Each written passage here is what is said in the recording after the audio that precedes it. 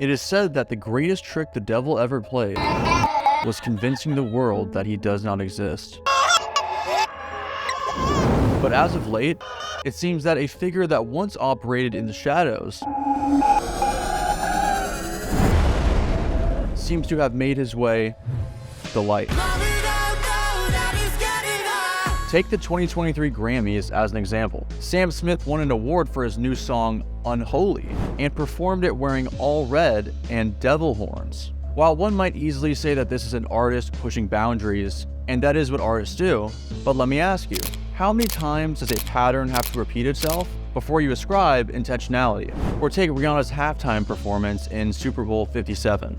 Are we supposed to brush off the overt occultic symbolism here? Or what about The Weeknd blatantly flashing the word Satan on the screen behind him at his concert? Or take Doja Cat, an artist who recently deleted all of her TikTok content and replaced her profile picture with this bizarre-looking demonic figure. Further, she has a new album titled Hellmouth, which she openly claims will have satanic imagery and occult symbolism. It is no secret that rappers like Playboi Carti and Lil Uzi Vert publicly display their allegiance to these dark symbols as well.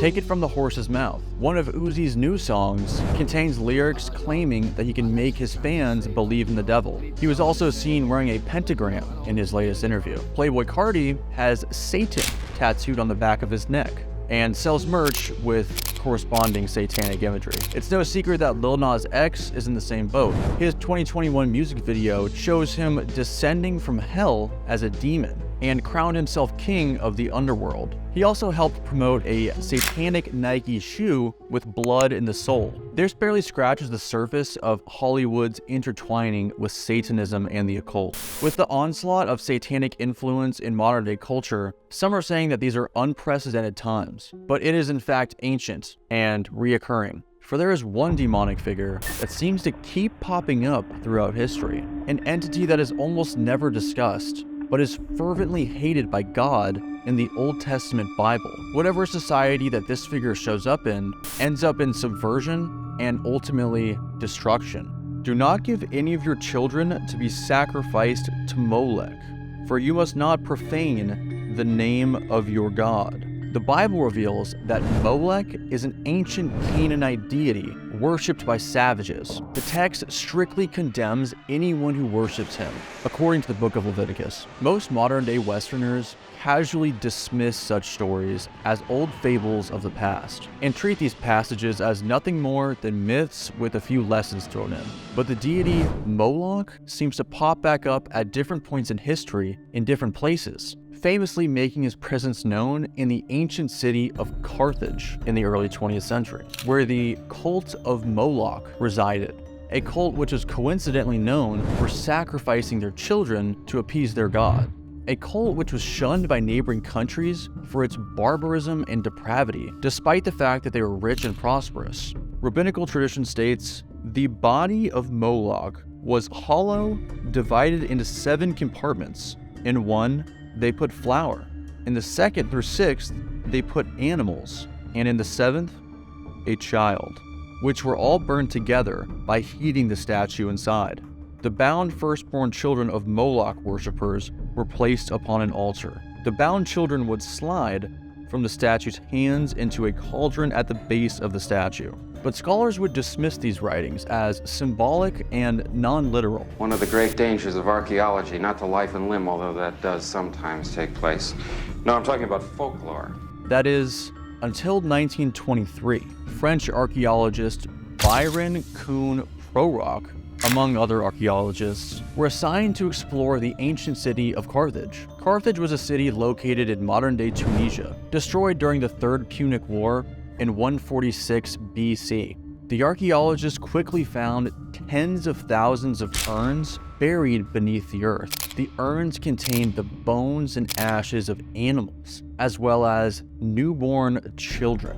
Among the discoveries, the archaeologists also unearthed various artifacts with the inscription MLK, another spelling for Moloch. They even discovered that extremely long pedigrees of genealogy of noble families in that era participated, one lineage even stretching back to 16 generations. These ancient rituals have an interesting twist, however. It was unearthed that because the rituals were so expensive, they were specifically practiced by the most wealthy and elite at that time. Now that you know the backstory, this begs the question, why did a WikiLeaks released email in 2016 involving Hillary Clinton say, quote, "I will be sacrificing a chicken in the backyard to Moloch"?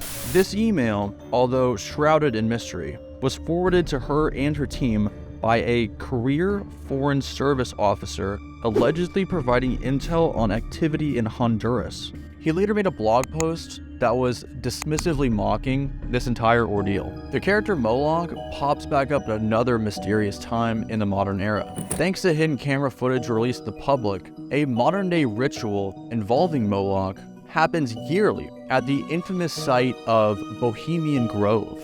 You see, Bohemian Grove is a camp retreat for the most elite people in the world. This includes celebrities, politicians, ultra-wealthy business people, and even US presidents. The California campsite is huge, over 2,500 acres of land in a massive redwood forest, along with another 100 smaller camps located within the facility. Those who attend this retreat often discuss future business and political dealings. Some historical figures include Ronald Reagan, Clint Eastwood, Mark Twain, and Richard Nixon.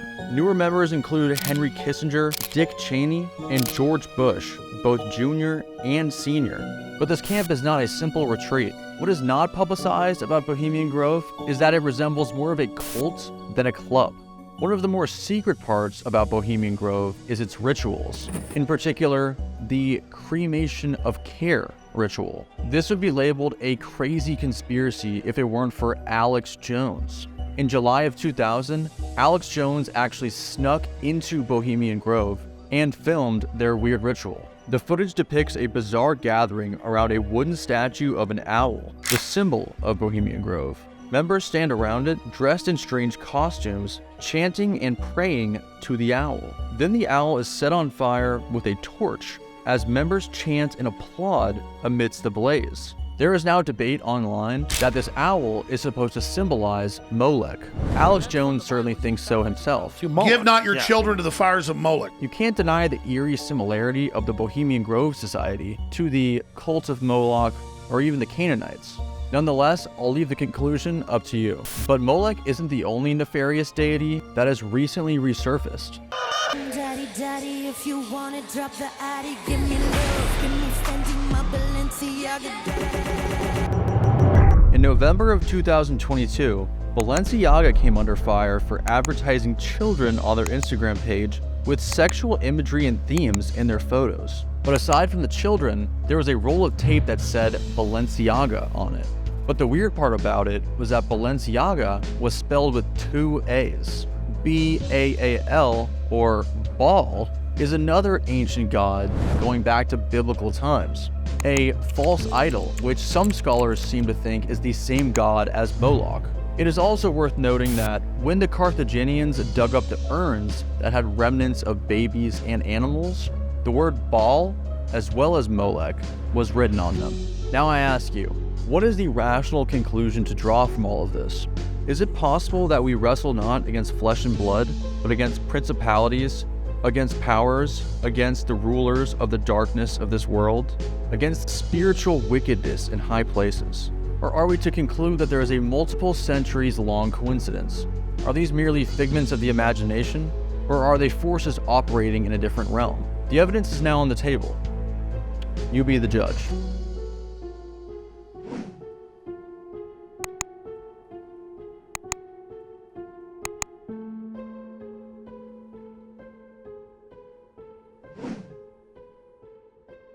Steer clear of Molech.